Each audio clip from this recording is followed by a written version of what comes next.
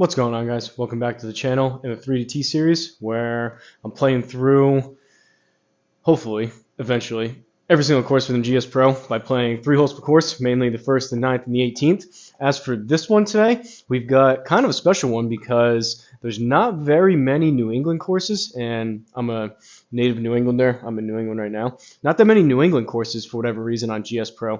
There seems to be a ton up in uneven par country in Canada. There's a lot kind of Midwest, out west, but for whatever reason, not that many in New England. But there seems to be a couple more popping up onto the course list here. So for today's video, we're playing Pleasant Valley Country Club. This is in Sutton, Massachusetts, USA.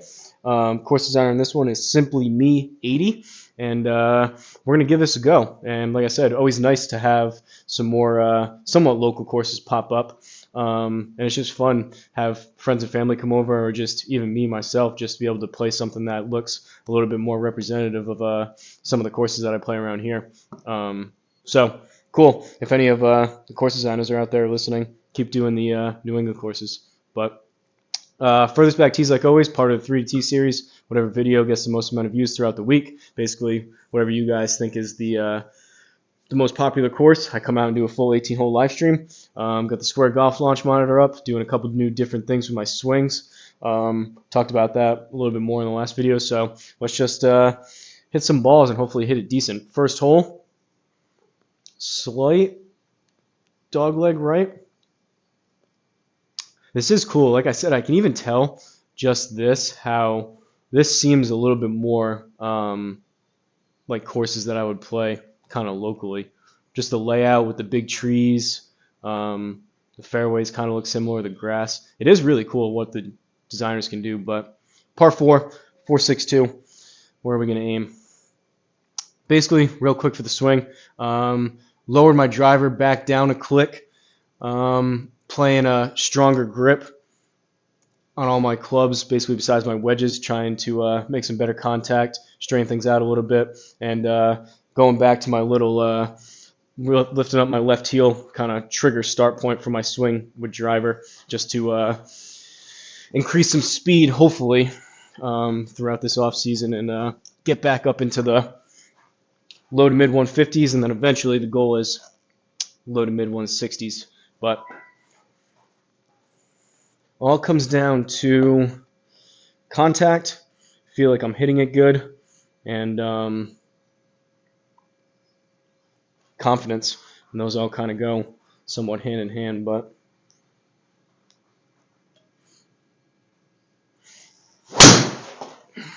143, picked up the spin axis. That's not too bad. I'll take that.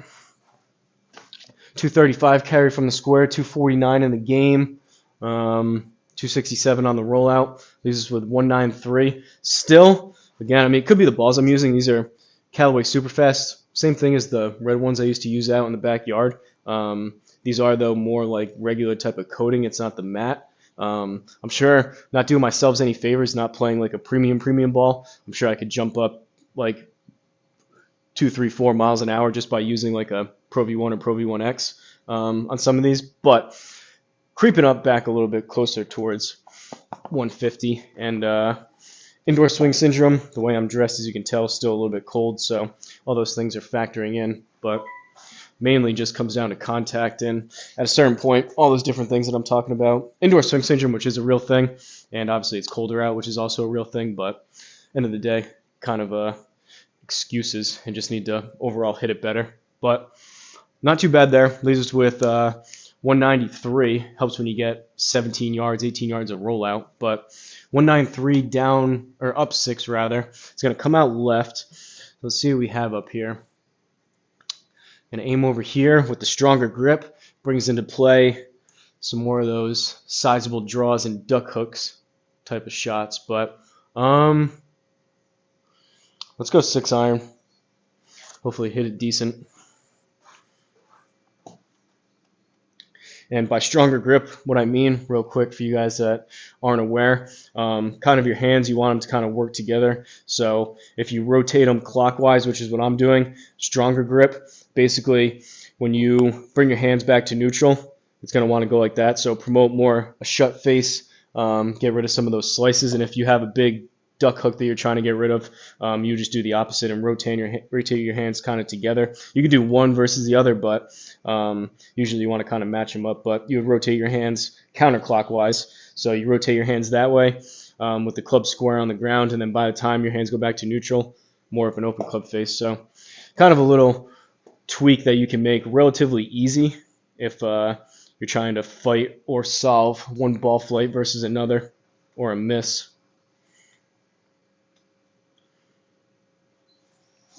Oh, Finn and Healy pulled up on it. Go. Bad swing. No amount of grip changes or anything there is going to solve that. At least we got some halfway decent distance on it, meaning that I didn't just like top at 20 yards, but only 165 out of that. We're about 30 yards short. So we're going to go 60 degree. We're in the rough. So it's going to be at least 6%, which, well, it's a yard and a half, then up a yard. So like 32. Yeah, we'll go 60. Could do a lower bump and run, 56. Which, yeah, I guess. I'd rather not hit higher flighted shots just because being so close to the screen, it does have a tendency to creep up quicker and spin back. So, like, out in the backyard setup, I can hit 100% completely open as hard as I can, flop shots, and be perfectly fine. But here, maybe a little more cognizant of one, driver sky balls, and two, more open, fuller swings with a 60. But we'll go bump and run 56 and see if we can get about 25 yards of carry. Maybe let it roll out, maybe even a little bit less. We'll see. Haven't hit one of these bump and runs in a while, or lower lofted, lower flighted shot with the 56. And a little bit short. That was a good example of that. Needed a stronger swing than that. But this is with a putt. 30 feet, 10 inches. Which way is this green breaking? Right to left. It's not breaking a ton. Maybe there? Try that. I seemingly, unless there's one behind the net and the screen, seemingly had a ball escape. I think there was 5 to start, down to 4. All right.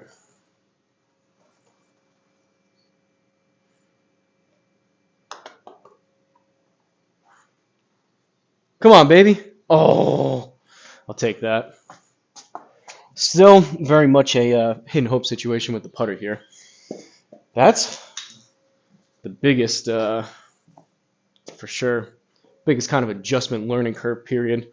Starting to putt on the simulator when you're not used to that. Play for a couple years without putting, and then trying to get a feel for having the screen be so close first and foremost with the ball kind of drop off the mat. You're just kind of guessing to yourself every single time. I know kind of similar, but it's easier when you have different clubs to pick from. Like, what does a 186-yard shot feel like?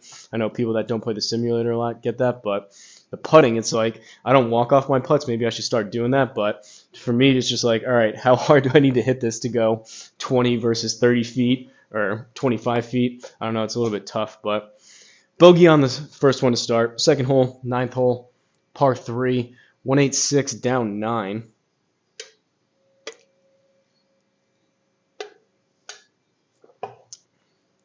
Got my Diet Coke over here keeping me caffeinated. All right, so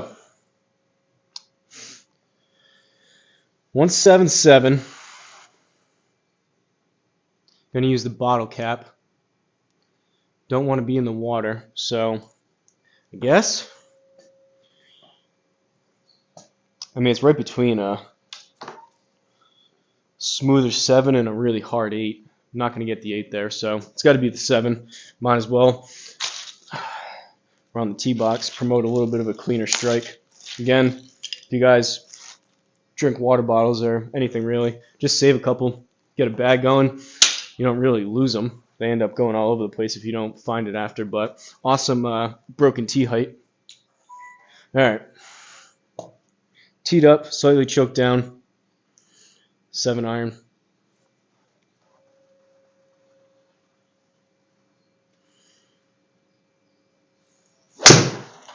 Oh, I pulled it a little bit left, but it was decent contact.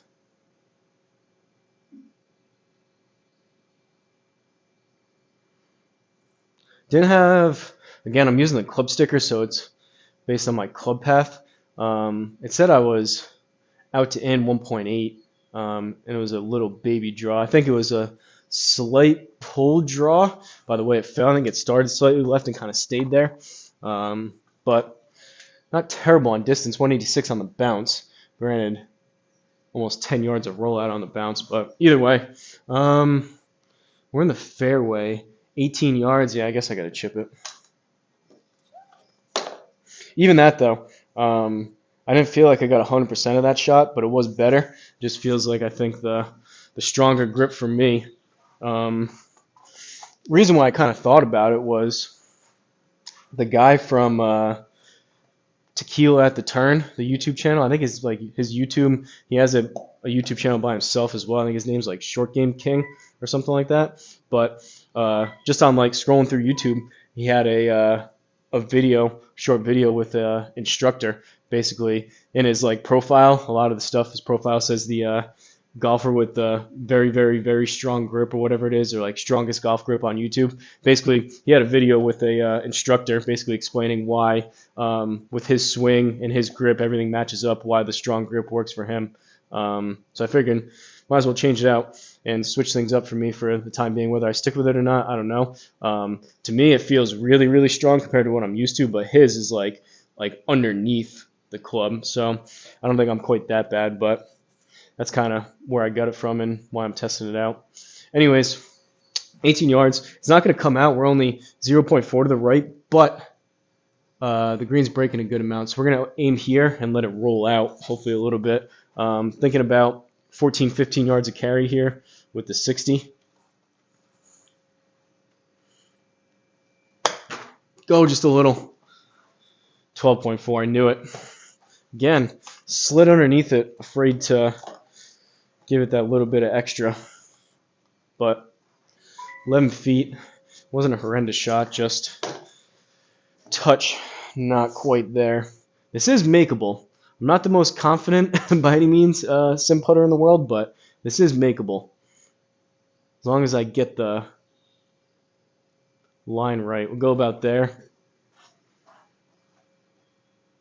Honestly, 10 feet and 11 feet feel the same to me, so I'm just going to try to hit like a 10-footer.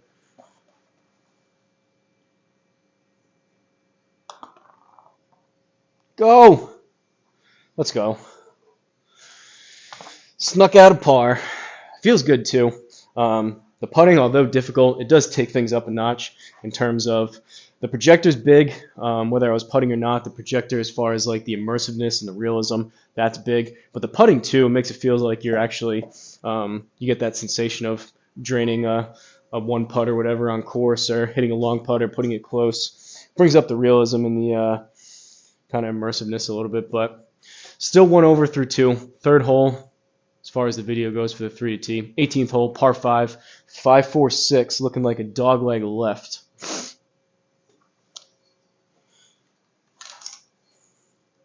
So at least on that one, hitting my irons a little bit better.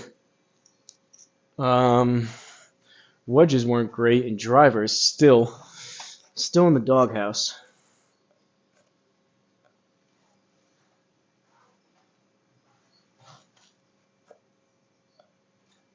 There we go. All right.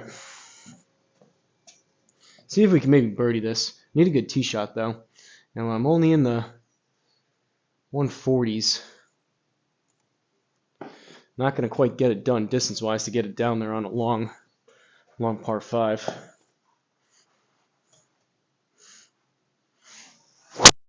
Oh, so low and heely. Frustrating. I just want to hit it hard and hit it good, and I just can't do it lately. It's so frustrating. Had 4.4 club path. Out to in on that. Maybe. I don't know. Apparently, the way that the squares aligned up, or aligned in that swing, that's what it had. But now we are blocked out, and we are in a rough spot. So we're going to have to kind of take our medicine. I'm this red dot down here. Does this give us a lookout that way? Kind of. Play it up towards there. We're in the rough. That's 222. We do have this tree trouble over here, but we're going to have to sneak it through there. Up towards there, 250. I'm going to hit a 4 hybrid. Hopefully I don't pull it too bad to bring these trees over here on the left into play, but I'm going to get something up there.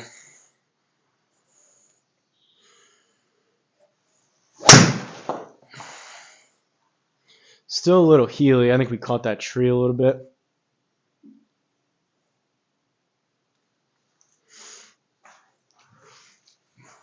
Pretty neutral, allegedly, on the club path on that one. All right, leaves us with 139 up 8. In the fairway, so no reduction in power or anything. 147. No shot to get my pitching wedge there, so it's just how much do I want to choke down on this 9. We have some space back there. 150, but that's assuming that I actually hit it halfway decent. I'm just going to take a pretty normal, just smooth swing. I don't need to hammer it. Not going to choke down at all, though. Just a smooth swing with the 9 and see if we can get this kind of close to what we're looking for here.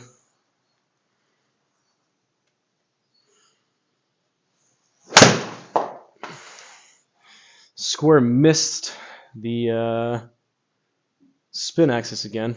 Felt a little bit chunky, a little bit heely, but not too bad. That's strange. You usually don't see the carry and the raw, literally the complete exact number. 130 on the dot for both of them. It's kind of strange, but we'll take it. 15 feet left for, what are we hitting? This is for birdie. All right. Not breaking a ton.